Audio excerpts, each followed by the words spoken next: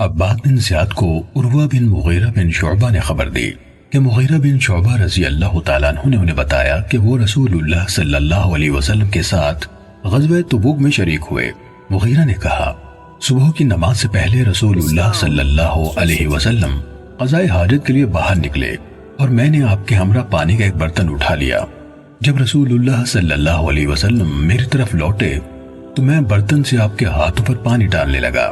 آپ نے اپنے دونوں ہاتھ 3 بار دھوئے، پھر اپنا چہرہ دھویا، اس کے بعد اپنے دونوں ہاتھوں سے جبہ نکالنے لگے۔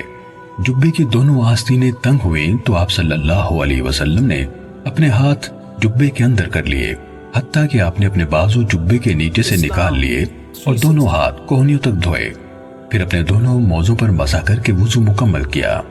پھر آپ آگے بڑھے۔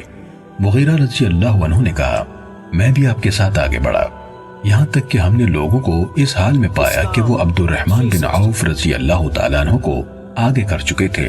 انہوں نے نماز پڑھائی اور رسول اللہ صلی اللہ علیہ وسلم کو 2 رکعتوں میں سے ایک ملی۔